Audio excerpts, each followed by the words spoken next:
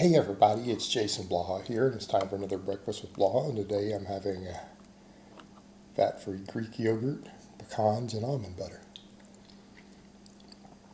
And for those curious, these days I'm actually not eating that much yogurt. Like what you guys see in this bowl, this is my yogurt for the whole day.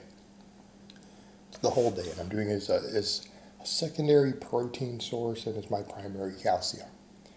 So it's not the bulk of what I eat. It's 400 calories.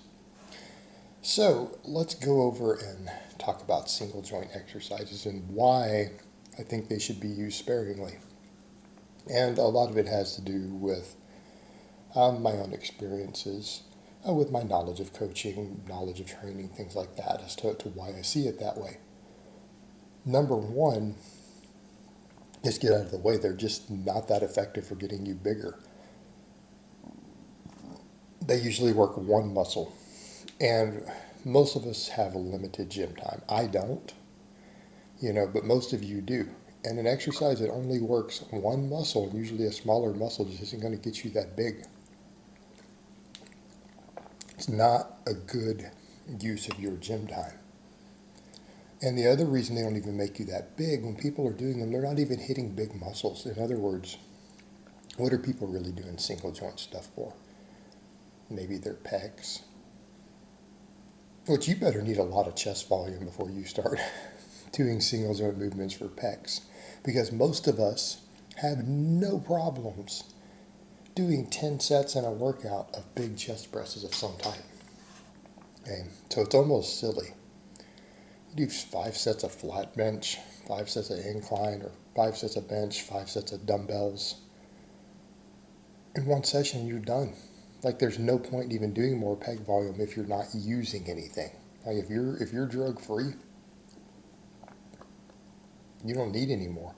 You're probably not going to grow from it. If anything, you're going to grow less. And that's what people forget when we start getting into junk volume.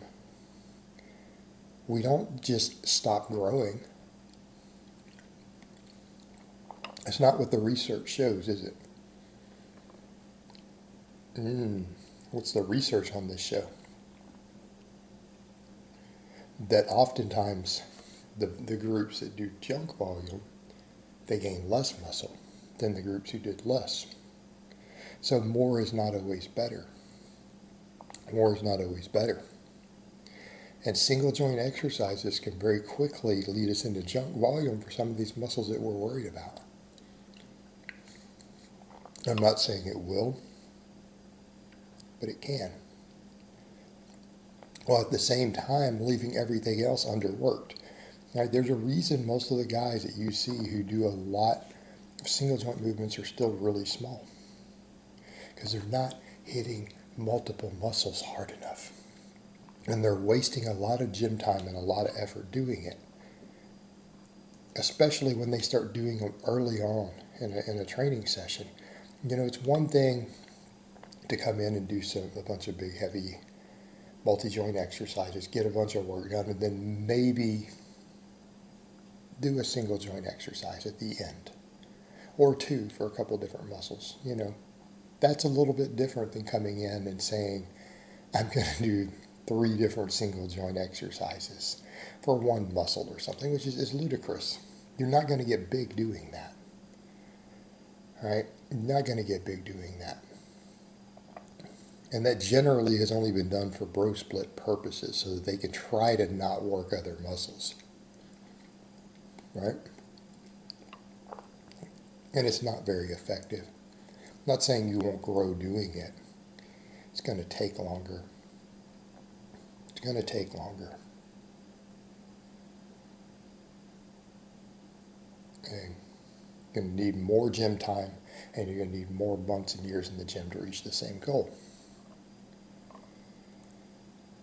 But yeah, it's very easy to get into junk volume for the muscles that you're trying to do all this with, and then leaving everything else undertrained. The actual muscles that make you big. Because people aren't trying to come and do a bunch of single joint movements for their lats. Okay. Usually not. And oftentimes the only thing you see getting big on some of these guys who do all this is maybe their delts. Because everything works delts, and delts have a high volume tolerance. So maybe their delts get bigger. Everything else, it grows too slow. The other issues we run into is going to be overuse. Overuse inflammation. When you think about loading of tendons on the body, when we do multi-joint exercises, we tend to get less inflammation as a result of it. We tend to get less, and the more muscles we can involve, the less that inflammation gets. For example, you'll see people who, as soon as we go to a full squat, if they've been doing box squats, their knees and stuff start to hurt. They get tendonitis, and it's because a lot of times when you're squatting, or if you have a very knee dominant squat, those people complain that squats hurt their knees. Because they're using less muscles, they're putting a little more stress on the knee joint and the patellar tendon and everything. It gets inflamed easier. Whereas in the more multi-joint you get, that goes away. As you're able to sit back more, it reduces that to some extent, right? Because it changes the load, it changes the shear stress, changes the way the load is displaced through the body.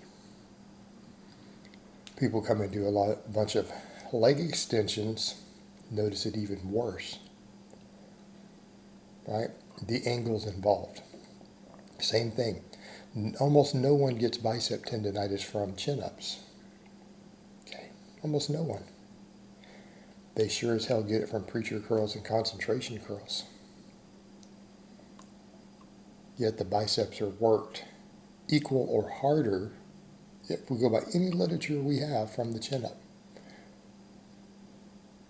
The tendons get hammered harder because of the loading of attempting to isolate a muscle. The more that you try to do that, oftentimes the harder it becomes on tendons in terms of inflammation.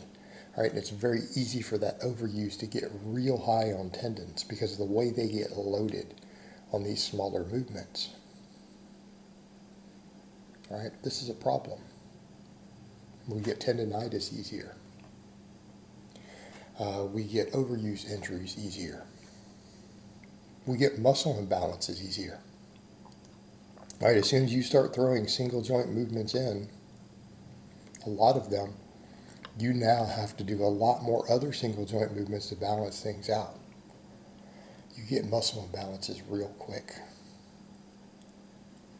They create imbalance. And that imbalance, again, one of our secondary causes of injury. The main one, it's always going to be overuse. And they can cause overuse very quickly because, number one, we're getting to jump volume sometimes in those same muscles, and we're putting the tendons in more compromised positions.